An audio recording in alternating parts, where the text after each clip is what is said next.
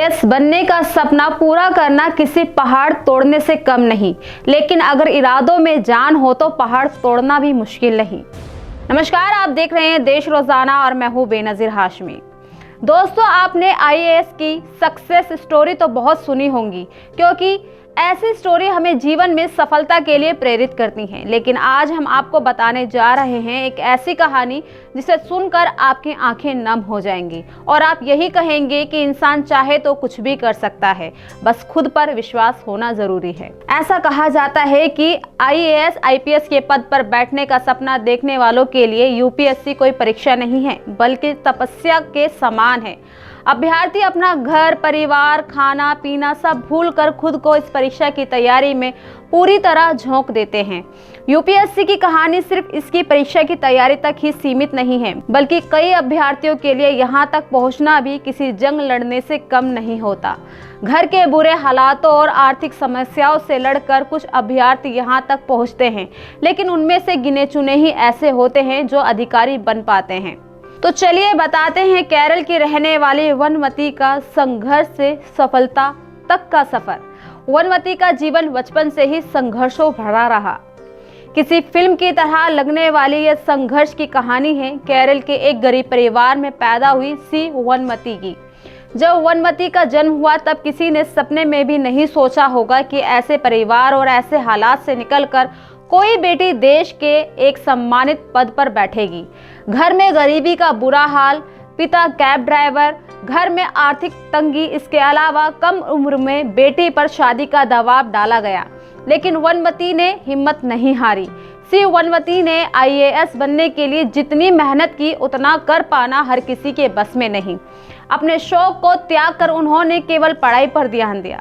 जो तमिलनाडु के ईरोड जिले की रहने वाली है। उनके पिता साधारण से कैब ड्राइवर थे। उनकी इनकम से घर चलाना बहुत ही मुश्किल था, लेकिन परिवार की आर्थिक खराब होने के बावजूद भी माता पिता ने बच्चों की पढ़ाई कभी नहीं रोकी। वही वनमती पढ़ाई करने के बाद यानी स्कूल से आने के बाद भैंसों को चराने जाया करती थी।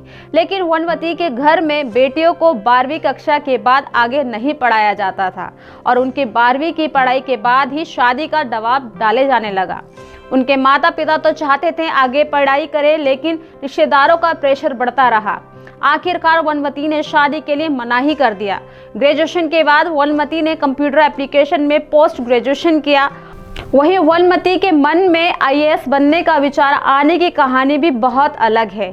उनको आईएएस बनने की प्रेरणा रील और रियल लाइफ दोनों से मिली।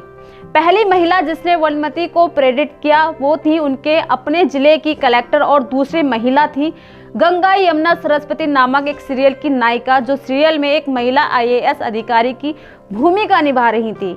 अपने जिले की महिला कलेक्टर को हर किसी से सम्मान प्राप्त करना देख वनमती ने अपनी मंजिल तय कर ली और इस पर आगे बढ़ने का फैसला लिया, जिसे देखकर उनके मन में ललक जाग उठी। उन्होंने इससे भी काफ़ी प्रेरणा मिली। अपनी मेहनत और लगन से उन्होंने 2015 की यूपीएससी एग्ज़ाम में 152वीं रैंक हासिल कर अपना सपना पूरा किया। वनमती ने अपनी मंजिल तो तय कर ली थी, लेकिन इस मंजिल को पाने के लिए उन्हें अपनी ही परिस्थितियों के साथ एक जंग लड़नी पड़ी।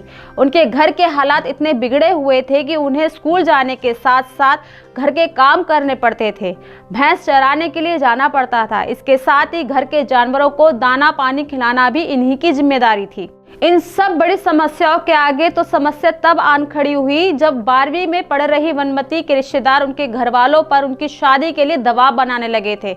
जब किसी ने वनमती की नहीं सुनी, तब अपने आईएएस बनने के सपने को बचाने की खातिर वनमती बगावत पर उतर आई।